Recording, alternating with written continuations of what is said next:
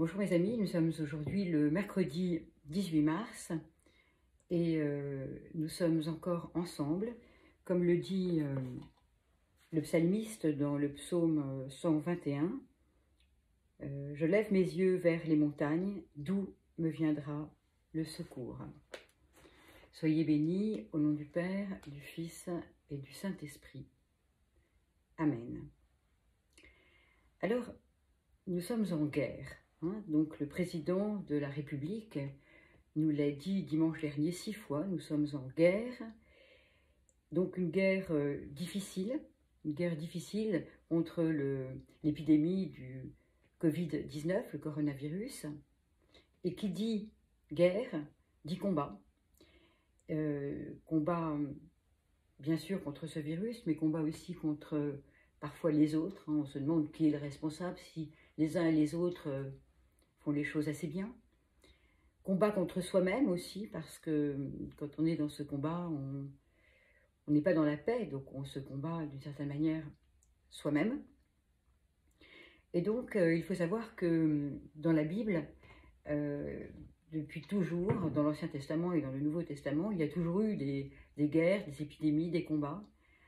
Et je vous propose de méditer sur un combat dont parle l'apôtre Paul, plutôt une préconisation, comme une ordonnance en fait, qu'il va délivrer à son disciple Timothée, qui était un jeune pasteur et qui s'occupait de la supervision de l'église d'Éphèse. Et donc lui-même vivait peut-être des choses moins difficiles que le coronavirus, mais des combats aussi, des combats contre des faux prophètes. Vous savez, à chaque fois qu'il y a des choses intéressantes et qui suscitent de la jalousie, eh bien, il y a combat. Et là, il lui donnait des préconisations pour garder la foi, parce que ces temps sont difficiles. Donc, pour garder la foi. Et je vais vous lire donc ce qu'il lui préconise.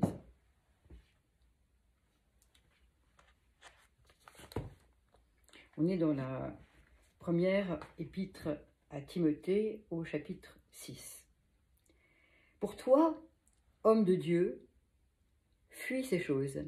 Recherche la justice, la piété, la foi, l'amour, la persévérance, la douceur. Combat le beau combat de la foi. Conquiert la vie éternelle à laquelle tu as été appelé, comme tu l'as reconnu dans une belle profession de foi en présence de nombreux témoins. Je t'ordonne, en présence de Dieu qui donne vie à toutes choses, et en présence du Christ Jésus, qui a rendu lui-même témoignage devant Ponce Pilate dans une belle profession de foi, garde le commandement en demeurant sans tache et sans reproche jusqu'à la manifestation de notre Seigneur Jésus-Christ, qui fera paraître au temps fixé le bienheureux et unique souverain, le roi des rois et seigneur des seigneurs, le seul qui possède l'immortalité, qui habite une lumière inaccessible que nul homme n'a vue ni ne peut voir. À lui, gloire et puissance éternelle. Amen. Alors, ce combat donc va se cristalliser avec un verset combat, donc le bon combat. Certains traduisent le grec par beau combat et l'autre par le bon combat de la foi. Le bon combat de la foi, donc qui à cette époque-là était donc pour Timothée de garder la foi en témoignant, en continuant à prendre ce risque de témoigner malgré donc le danger. Alors pour nous, dans cette épreuve, garder le bon combat de la foi pourrait être, au fond, avoir le souci de garder cette espérance de la foi, donc en Jésus-Christ, en Dieu aussi, qui fait toutes choses et qui rend de la vie à toutes choses, Donc garder cette foi en identifiant clairement que c'est une foi en Dieu, mais aussi il y a des personnes qui n'arrivent pas à garder une foi en donnant cette confiance en Dieu. Et d'ailleurs, cette épreuve peut aussi faire poser des questions en disant si Dieu est là, pourquoi tant de mal, tant d'épidémies et autres. Alors il y a aussi une autre façon de garder aussi ce bon combat de la foi, de garder la foi.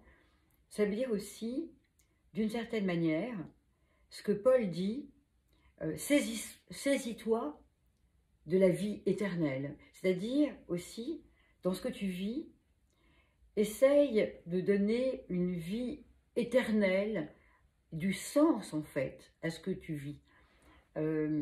C'est aussi transforme ce que tu vis, c'est un peu ce que le Christ a fait avec la croix en te donnant cette grâce, transforme, aie l'impression que ce que tu vis va finir en fait en bien. Essaye de trouver donc du sens. Et ça c'est important dans la vie de foi, l'idée de croire donc déjà que l'épreuve ne finit pas en épreuve, mais de donner du sens. Paul appelait cela donc faire une chose. Il appelait ça, quand il parlait de son ministère, il dit « je fais une chose », c'est-à-dire je fais quelque chose qui a du sens et qui pour moi a un but. Un but.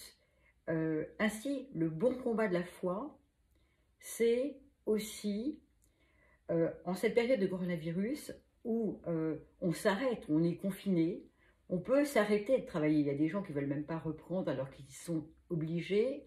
Il y en a qui font un travail absolument magnifique, hein, tout ce personnel de santé, et d'autres qui sont engagés. Puis d'autres qui finalement vont s'engourdir un peu en se disant, ben voilà, je suis là. Et puis je suis malheureux aussi parce que j'ai peur. Eh bien, garder le bon combat de la foi, garder ce dépôt-là, c'est cette espérance-là qui va faire transformer. On va utiliser ce temps d'arrêt, en fait, pour revisiter un peu ce qu'on vit et ce qu'on a vécu ces temps-ci, notre temps de travail. On peut créer aussi, se saisir de la vie éternelle, c'est créer des choses, mais pas forcément des grandes choses. Cela peut être aussi donner du sens à des toutes petites choses qu'on a vécues juste avant et qui donc vont prendre sens ainsi. Et j'aimerais vous faire une petite lecture qui date de 1899 de William Gannett, que j'ai retrouvé dans un livre des archives du christianisme social. Donc il a écrit cela en 1899, et voilà ce qu'il écrit. En quoi consiste combattre spirituellement? C'est faire une chose, donc la poursuivre alors même qu'elle a cessé de nous agréer.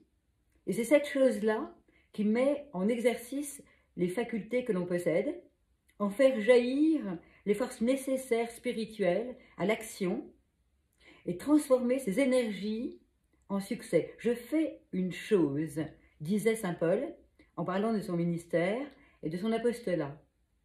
Cette longue chaîne d'habitudes, l'attention, la méthode, la patience, la possession de soi-même, tout cela peut se résumer en un seul mot, le combat de la foi. La concentration de sa pensée et de sa volonté doit être sur cet objet donné. On peut diviser, dit-il, l'humanité en deux catégories.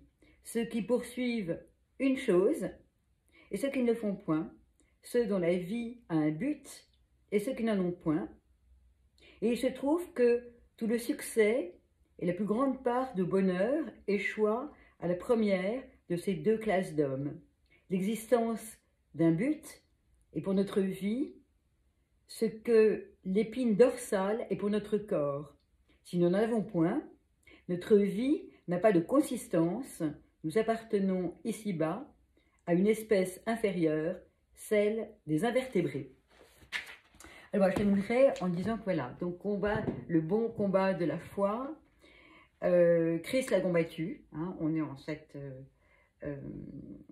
période donc de carême, et il faut y penser. Il a témoigné devant Ponce Pilate. À nous maintenant de témoigner ce bon combat de la foi en ayant confiance en lui, en donnant sens à nos vies dans la confiance et dans l'espérance, et ceci pour la pure gloire de Dieu. Merci.